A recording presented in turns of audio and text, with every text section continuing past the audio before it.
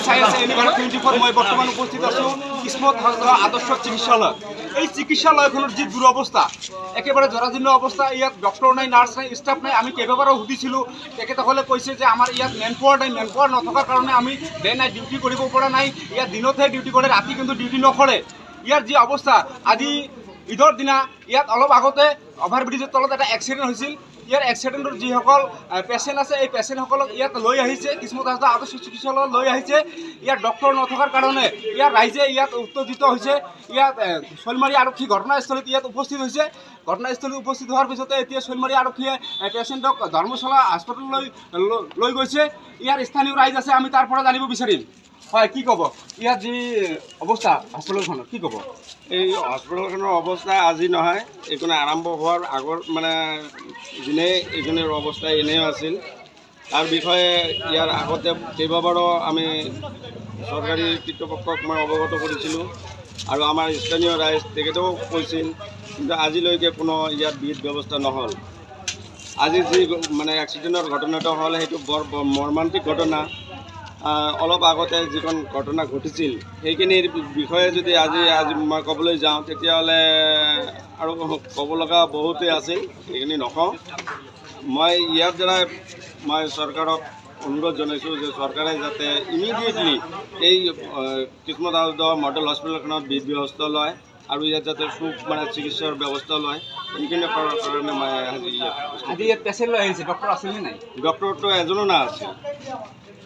ইয়াত আমি শুনা পাইছোঁ ইয়াত ষ্টাফ নাই, কম আছে। সেইকাৰণে ষ্টাফ নাই বুলি মানে দুজনে ডক্টৰ আছে, দুজনে ছুটিতে আছিল, কিন্তু বৰ্তমান ইয়াত কোনো ডক্টৰ নাই, অকল এজনে নাৰ্ছেহে আছে। এই নাৰ্ছজনে কি কৰিব? সেইকাৰণে ধুবুৰী মানে আৰক্ষী ইয়াত অহা নাই, কিন্তু শৈলমাৰী আৰক্ষী যে আহিছিল, তেখেতে মানে আহি যি অৱস্থা দেখিছিল, দেখাৰ পিছতে পেচেণ্টবিলাকক ধৰ্মশালা মানে হস্পিটেলত পঠাইছিল। ইয়াত দেখা গৈছে নামমাত্ৰ হাস্পাতালখন চলি আছে। ইয়াত পেচেণ্টে আহি 10 টকা দি ৰিচিপ্টখন লোৱাৰ পিছতে ঔষধো নাপায়, ইয়াত ষ্টাফো নাই। নাই হয়, এইটো সঁচা কথা। মানে মানুহ গম নাপায় নেকি? সি ঘৰত গম নাপায় নেকি? সি জানি নাপায় নেকি যে স্লিপ কাটিলে মেডিচিনো নাই, ডক্টৰো নাই, এনে গুচি যায়। আৰু বহুত মহিলা এনেকৈ গুচি যাই থাকে। আমি আহিছোঁ কেইদিনমান, আহি মানে স্লিপ কাটিলোঁ, কাটাৰ পিছত নাই মেডিচিন নাই, কোনো নাই, কি নাই, ফাৰ্মাচী নাই, ক'ত গৈছে, ক'ত ছুটিত গৈছে, বা ট্ৰান্সফাৰ হৈছে, বা এই হৈছে, এইটো এনেকুৱা কৈ থাকে, মেডিচিন নাই বুলি কৈ থাকে। আৰু এইটো ক'বলগীয়া একো নাই। ই নাপায় নেকি? গম নাপায় নেকি? ষ্টাফে গম নাপায় নেকি? এইটো চাব নাপায় নেকি? আমাৰ কি ৰাইজ কি কৈ থাকে? ৰাইজ এনে পকৰ কৰি থাকিলে নহয় না। আৰু হেৰি তাৰ ওপৰৰ পৰা কেয়াৰ ল'ব লাগে। আমি কৈ থাকিম নেকি?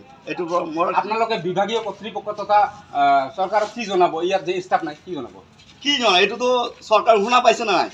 গম পায় না নাই? এইটো কি কৰিব লাগে? সি চৰকাৰে নাজানে নেকি? মোৰ অনুৰোধ যে এইটো পূৰাভাৱে কেয়াৰ ল'ব লাগে। মানে এইটো কিভাৱে কৰিলে ৰাইজ সুবিধা পাব, এইটো চৰকাৰ কৰিব লাগে। এইটো মোৰ অনুৰোধ, এইটো মই জনালোঁ। কি ডক্টৰ নাই, কি ক'ব?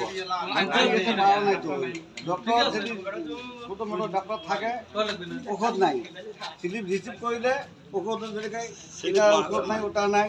হ্যাঁ, এই করে পেশেন্টরা রুগী আহি ওষুধ না পায়, ডক্টরও কোনোবার সময় না পায়। আপোনালোকে কি জনাব? ইয়াত যে ষ্টাফ নাই, চৰকাৰক কি জনাব? আমি সরকারও অনুরোধ জানাম, আপনি সরকার মহোদয়, আপনি ইয়াত পুরো ডাক্তার দিব লাগে, ঔষধ পুরো দিব লাগবে। হ্যাঁ, তেনেহ'লে ৰাইজৰ সুবিধা হ'ব। ডক্টৰ নাই, ষ্টাফ নাই, কি ক'ব? কি ক'ম? এইটোৱে ক'ম মই যে মোৰ সৰু ভাইটি আহিছিল আৰু সৰু ভণ্টি বহুত আছিল, এক্সিডেণ্ট হৈছে। এইখিনি ডক্টৰ নাই, তাৰপিছত কালে আৰু কি ক'ম? এইটো আৰু কথা মোৰ আৰু ডক্টৰ ইয়াত চৰকাৰক কি জনাব? চৰকাৰক অনুৰোধ জনা, ডক্টৰ দিব লাগে ইয়াত। চিকিৎসালয়খন নামমাত্ৰ চলি আছে, কি ক'ব?